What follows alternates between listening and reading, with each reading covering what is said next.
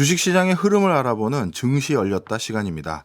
오늘은 HS 아카데미의 이효석 대표 모시고 이번 주 주요 증시 이슈 짚어보겠습니다. 어서 오십시오. 네, 안녕하세요.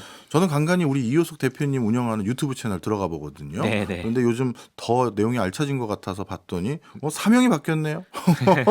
네, 저도 이제 HS 아카데미라는 회사를 만들어서 네. 태어난 지 처음으로 이제 대표. 네.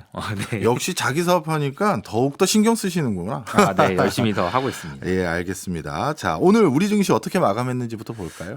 오늘 우리나라 증시는 좀 특징이 뚜렷하게 있었던 증시의 모습을 보였는데요. 우선은 코스피는 1% 상승했는데 코스닥이 2% 하락했습니다. 이렇게 양시장이 뚜렷하게 차이를 보인 적이 많지 않아요. 그리고 네. 수급을 봐도요. 외국인과 기관들이 코스피는 7천억을 샀는데 코스닥은 5천억을 팔았어요. 그래서 이런 식으로 왜 이런 모습이 나타날까 보니까 그러면 어떤 종목들이 올랐고 외국인들은 어떤 종목을 샀는지를 좀 보면 되잖아요. 대표적인 기업들이 현대차가 4% 올랐고요. 예.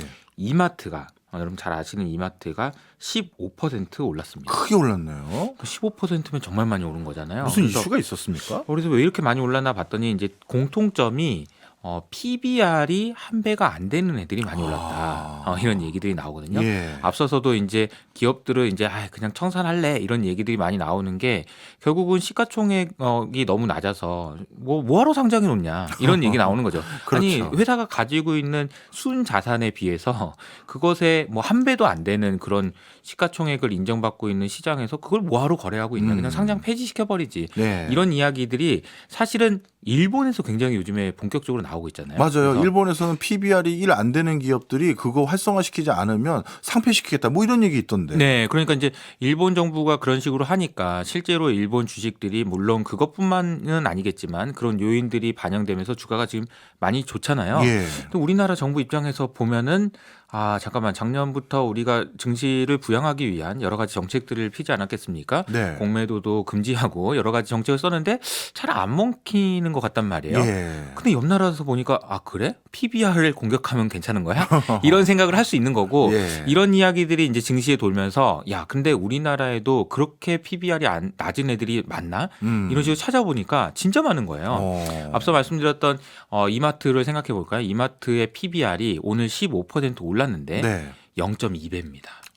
그래요. 올랐는데. 올랐는데 0.2배대예요. 그 0.2배 정도 된다는 얘기는 무슨 얘기냐면 이마트가 가지고 있는 부동산이라든지 여러 가지 자산들이 있잖아요.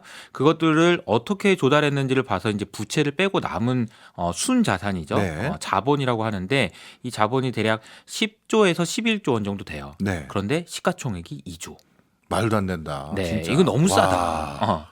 근데 이런 현상이 왜 일어나는지를 보면은 예. 그냥 투자자들 시장에 있는 투자자들 입장에서는 글쎄 이마트가 가지고 있는 부동산이 과연 나랑 무슨 상관이 있을까? 뭐 저 회사가 가지고 있는 부동산일 뿐이잖아. 이렇게 생각할 수도 있는 거고요.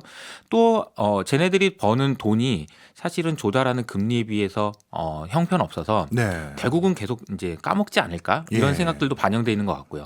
대표적으로 PBR이 한 배가 안 되는 회사들이 이제 자동차 회사들 같은 네. 경우죠. 현대차 같은 경우에도 0.4배.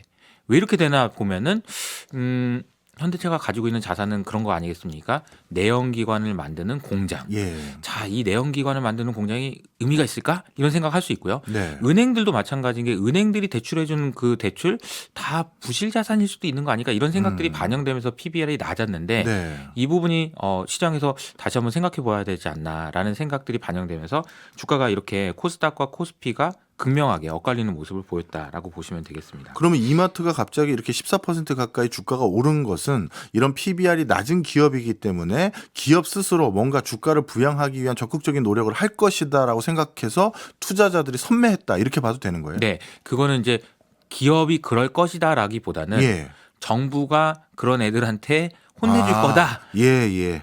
가능성이 있다. 혼내줄 가능성이 있다. 그러니 매 맞기 전에 뭔가를 사놓으면 되지 않겠냐 이런 생각이 반영된 거 아닌가 싶습니다. 집에 가자마자 PBR이 일 안 되는 회사를 열심히 찾아봐야겠다는 네, 오늘 생각이 벌써 그래서 듭니다. 저희도 증권사에서는 PBR이 제일 낮은 애들 순서대로 종목 리스트가 이제 돌기도 하고 이런 식으로 이제 분위기가 형성되기도 했습니다. 그렇군요. 자, 우리나라 증시 간단하게 상황 설명해 주셨는데요. 아마 주말 사이에 가장 뜨거운 이슈는 미국의 물가 지표가 드디어 3년 만에 2%대까지 진입했다는 거, 이걸 꼽을 수 있을 것 같아요. 네, 맞습니다. 그러니까 물가 이야기를 지난 한 2년 가까이 정말 많이 했고 이제는 이제 인플레이션 시대가 오는 거 아니냐라는 이야기가 나올 정도로 물가에 대한 관심이 굉장히 높았는데요. 이제 2.9%가 나왔죠. 연준에서 가장 중요하게 보는 물가 지표가 그렇게 나왔기 때문에 물가에 대한 관심은 이제 앞으로도 조금 없어지지 않겠나 이런 생각이 들 정도고요. 이 부분에 대해서 이제 백악관에 있는 브레이너드 이죠 자문관인데 예. 이분이 이제 굉장히 호평을 하셨습니다. 아무리 봐도 이렇게 봐도 그렇고 저렇게 봐도 그렇고 미국 경제는 너무 좋은 것 같다라는 네. 평가를 하셨고 너무 좋다라는 얘기가 아니 소비는 너무 좋은데 물가도 낮아지고 있으니 이보다 더 좋을 수가 있냐 그렇네요. 이런 이야기를 하셨고요. 예. 그래서 아마 이번에 나올 FOMC 회의에서 이 결과를 놓고 어떻게 평가를 할지가 시장에서 관심이 많다 이렇게 보시면 좋을 것 같습니다. 네, 우리 그 대표님께서는 미국의 기준금리를 0%대에서 5%대로 5배 가까이 올렸음에도 불구하고 이렇게 소비는 줄어들지 않고 고용도 견실하면서 물가까지 잡는 이 미국 경제의 이 슈퍼 체질, 이 근원적인 힘이 어디에 있다고 보세요? 그 바이든이 지금 지지율이 굉장히 낮잖아요. 예. 바이든이 지지율이 낮아서 바이든 뭔가를 굉장히 잘못하고 있는 것처럼 사람들이 인식하지만 예. 소위 말하는 바이노믹스라고 예. 하는 그 정책은 미국 경제를 아직까지 경기 침체에 빠지지 않게 하는데 결정적인 역할을 했다고 봐야 되겠죠. 예. 뭐 안 좋게 얘기하면은 반칙을 많이 썼다라고 볼 수도 있을 것 같은데요. 미국 정부가 너무나도 지나치게 많은 재정 정책을 썼고 예. 그 돈이 개인들에게 들어갔고 개인들이 소비를 하지 않을 수 없게 그런 만들어준 부분들이 있고요. 그리고 이제 금리도 계속 낮은 상황이고 그러다 보니까 미국 경제가 경기 침체에 빠지지 않을 수 있었던 거 아닌가라는 생각이 듭니다. 네. 잘 아시는 것처럼 바이든의 정책이 있은 이후로 전 세계에 있는 모든 기업들이 미국을 통해서 보조금을 받기 위해서 공장들 전부 다 미국으로 이전했잖아요. 네. 그럼 이전하는 과정에서는 당연히 미국 사람들의 일자리가 늘어날 수밖에 없는 거고요. 그렇겠죠. 그 일자리가 늘어나는 것이 반영되면서 소비도 줄어들 틈이 없는 상황이다라고 보시는 게 맞는 것 같아요. 네. 그러면 이제 많은 분들의 관심사는 미국 연준의 기준금리 기조일 거예요. 당초 시장에서는 금리가 발빠르게 낮아질 것이다 이렇게 했다가 갑자기 연준 위원들이 뭐좀 진화하는 발언들 많이 했었잖아요. 네네네. 그렇게 바로 금리 낮추지 않습니다라는 발언을 많이 했는데 정작 뚜껑을 열어봤더니 3년 만에 다시 2%대 가까운 물가 상승률에 진입했으니 이제는 연준 위원들도 금리를 계속 올려야 될 높은 수준을 유지해야 될 명분 자체가 슬슬 사라져가고 있는 것 같아 보이거든요. 네. 시장에서는 기준금리 기조가 언제쯤 바뀔 거라고 예상하고 들리나요? 자, 그러니까 이제 우리가 생각을 해보면은 12월 달에 기자회견에서 파월이 받은 질문 이거를 하나 설명해드리면 딱 설명이 될 것 같은데요. 네.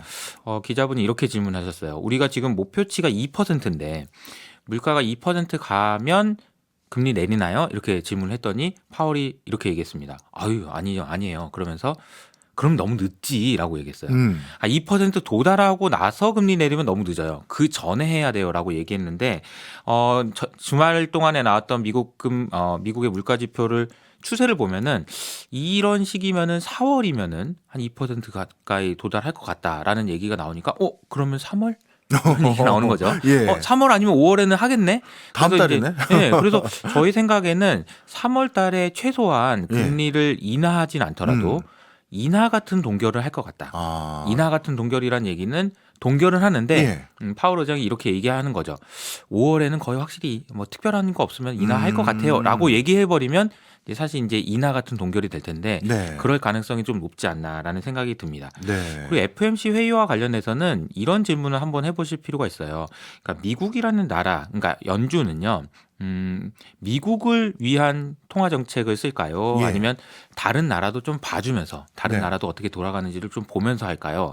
이 질문이 좀 중요할 것 같은데요. 통상적으로 중앙은행은 자국 나라의 경제만 신경 써야 되는 거 아닌가요? 근데 또 이제 미국이라는 특수성 때문에 예. 미국은 또 세계의 경찰이고 네. 하니까 다른 나라 경제도 신경 쓰나 네. 이렇게 좀 생각할 수 있는데 연준에서 일하셨던 분한테 들어보니까 미국만 언제나 미국만 단 한 가지 예외는 있다라고 얘기했어요. 그건 뭔가요? 한 가지 예외는 뭐냐면 다른 나라 경제가 너무 안 좋아서 미국한테까지 영향을 주는 경우에만 그것도 다른 미국에게 나라도 영향을 줄까 봐. 그러니까 결국에는 미국인데 예. 다른 나라 경제를 신경 쓰는 유일한 이유는 미국 경제까지 영향을 줄 정도로 얘들이 안 좋은 경우. 근데 이제 얘기가 나오는 게 이제 중국하고 유럽인 거죠. 네. 유럽은 이번 주에 유럽의 이제 GDP가 발표될 예정인데 아마도 경기 침체에 빠질 가능성, 두 분기 연속 마이너스 성장이 나올 가능성이 높고요.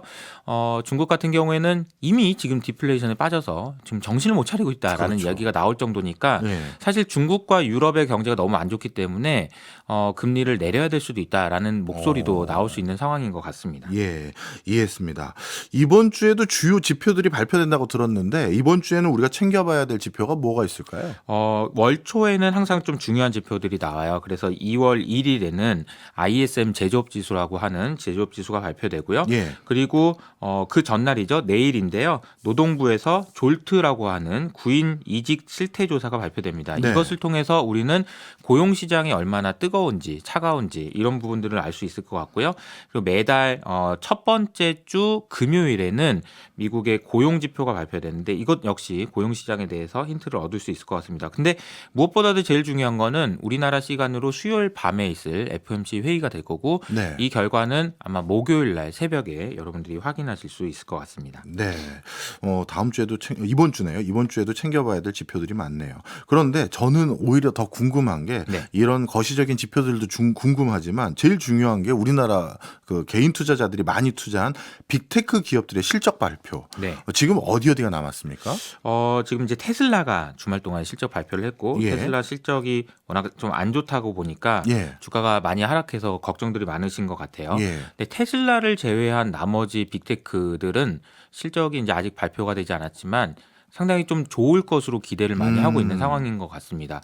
그래서 미국 내에서는 이제 요새 이런 얘기들이 나와요. 원래 M7이라고 해가지고 테슬라까지 껴줬었거든요. 예. 요즘에는 이제 M6라고 해가지고 넌 빠져. 테슬라는 빠져라. 테슬라. 너는 아닌 것 같다. 너까지 챙겨줄 순 없다. 이런 얘기들이 나오고 있는 상황입니다. 그래서 예. M6에는 이런 기업들이죠. 애플, 마이크로소프트, 구글, 그리고 아마존, 그리고 메타 이런 네. 회사들, 엔비디아까지요. 네. 이런 회사들이 포함되어 있는데 이 기업들의 실적은 상당히 좋을 것으로 예상하고 있습니다. 이게 어느 정도냐면요. M7 기업들의 실적은 과거에 비해서는 한 뭐 30%, 40% 정도 증가할 걸로 보고 있고요. M7을 제외한 나머지 그러니까 S&P 500 중에서 예. 494개죠. 예. 이 494개의 기업의 실적은 오히려 안 좋아질 걸로 지금 전망되고 있으니까 우리가 지금 주식을 보면은 미국 주식이 좋구나, 와 좋다라고 생각할 수 있지만 이 6개의 기업, 특히나 AI와 관련된 반도체와 관련된 그런 기업들을 제외한 나머지 기업의 상황까지 다 좋냐 그렇다고 볼 수는 없는 그런 뚜렷한 양극화가 나타나고 있는 상황이라고 보시는 게 맞는 것 같아요. 네. 그러면 요즘 S&P 500 지수 자체가 상승하는 것은 전반적인 기업의 주가가 상승하는 게 아니라 이들 반도체 관련 회사들의 상승이 전체 지표를 견인했다. 이렇게 보면 되는 거네요. 네. 우리가 이제 미국 기업들, 미국의 이제 헤지 펀드들이라고 하죠. 이 예. 헤지 펀드들이 어떤 플레이를 하는지를 보면은 미국 사람들이 시장에 대해서 어떻게 생각하고 있는지를 볼 수 있잖아요. 예. 그런데 작년부터 계속 뚜렷하게 나타난 현상은 앞서 말씀드렸던 M6가 됐던 M7과 관련된 주식은 계속 사고 나머지는 계속 팔고 네. 이런 현상들이 계속해서 더 심화되고 있는 상황이라고 보시는 게 맞는 것 같아요. 그렇군요. 그러면 지금 이제 기업들의 성적표까지 듣고 보니까 아까 질문 드렸던 걸 다시 한번 드려야 될 것 같아요. 우리가 미국 경제 너무 좋습니다라고 얘기를 했습니다만 네. 실제 조금 전에 S&P 500 기업의 수치를 가지고 말씀 나눈 걸 봤더니 일부 IT 기업만 오히려 경기가 좋은 거고 나머지 전통적인 업종에 해당되는 기업들은 실적이 더 낮아질 것으로 전망된다면 미국 경제도 평균이라는 수치는 좋아 보일지 모르겠지만 실상은 또 그렇게 아닌 경우도 많겠네요. 맞습니다. 이게 그 양극화가 너무 심화된다라는 거고요.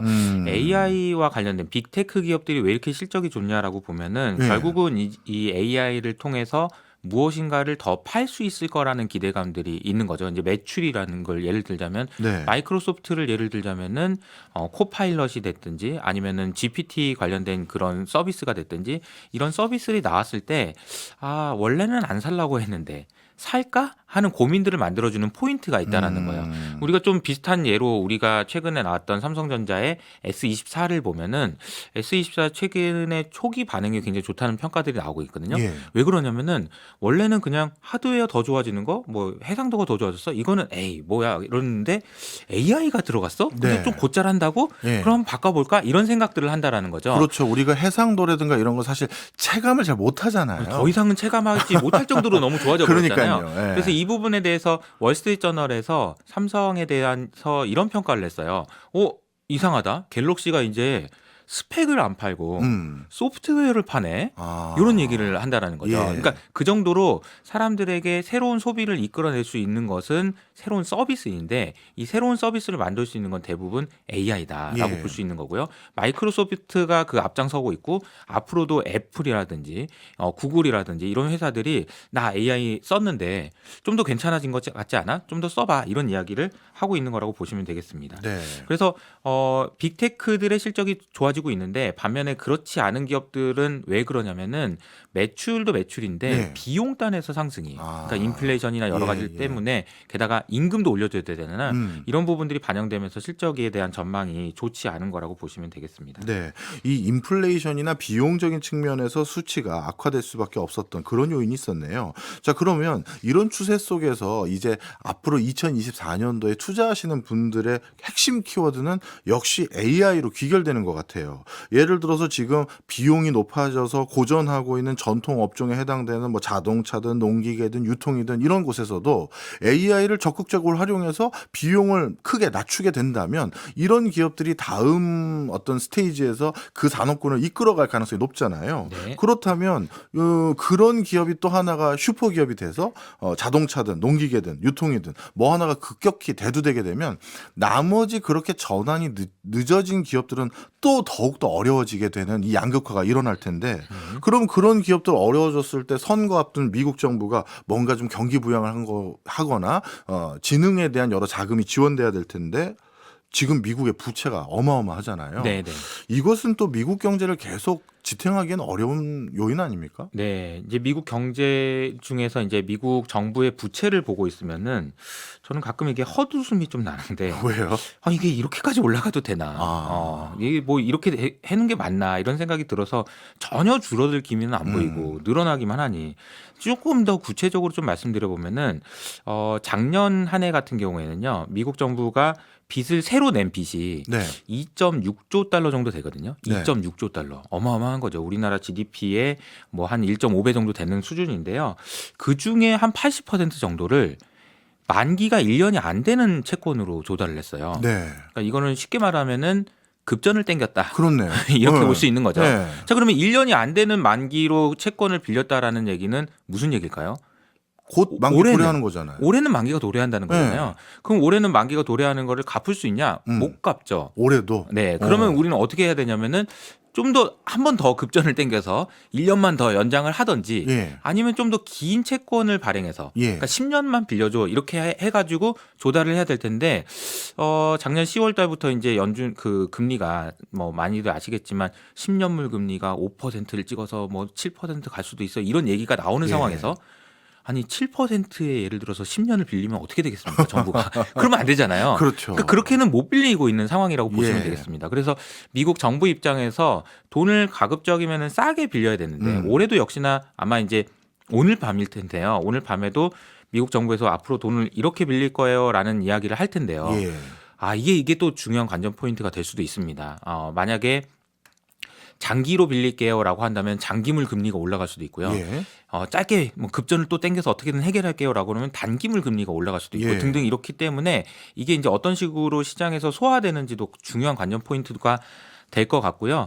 또 한 가지는 그래서 연준이 금리를 올릴 수 있을까 이런 생각을 또 할 수 있는 거죠. 연준이 뻔히 아는 상황이잖아요. 네. 미국 정부 상황 뻔히 아는 상황인데 연준이 또 그런 상황에서 금리를 언제 빨리 내려야만 하는 건 아닐까 이런 생각도 할 수 있고요.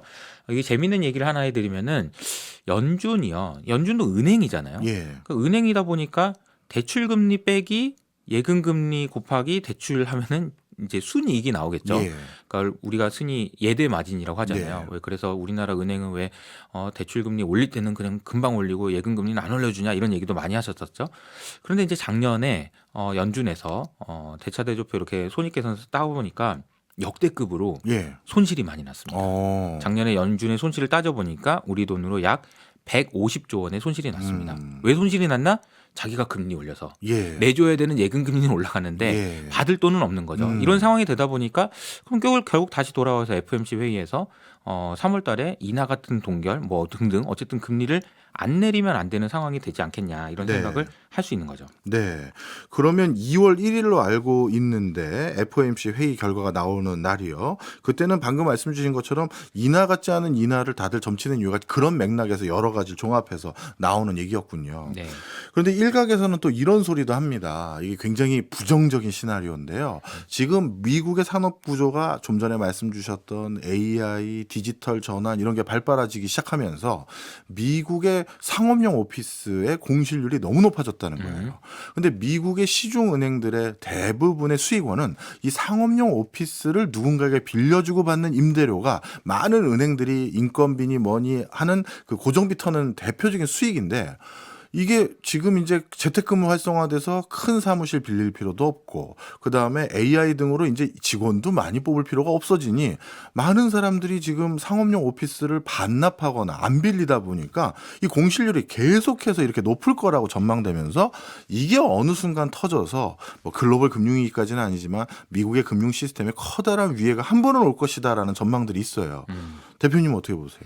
이 전망에 대해서는 저는 이렇게 표현하거든요. 미국에 있는 상업용 부동산의 문제는 마치 방 안에 있는 코끼리와 같다. 네, 그건 뭐예요? 또? 여기 지금 이 방에 지금 코끼리가 있다고 생각해 봅시다. 예. 그럼 어떻게 해야 될까요? 나가라고 말한다고 나갈까요? 못 나가죠. 같이 살아야죠. 아. 상업용 부동산의 문제는 네. 이건 뭐 어떻게 해결한다고 해결됩니까? 그냥 같이 사는 거다. 이렇게 표현할 수 있을 것 같고요. 말씀하신 대로 이것이 미국 경기에 굉장히 큰 부담이 된다라는 거는 팩트지만 네. 이것이 터지냐 안 터지냐는 또 다른 문제여가지고 네. 어쨌든 문제가 되는 애들끼리 법적으로 모여서 해결해라. 우리 뭐 태형건설 이슈 있는 것처럼 문제 있는 애들끼리 니네들이 깎아주든지 알아서 해결해야지 우리까지 어떻게 하냐 이런 식으로 반영할 수도 있는 거고요.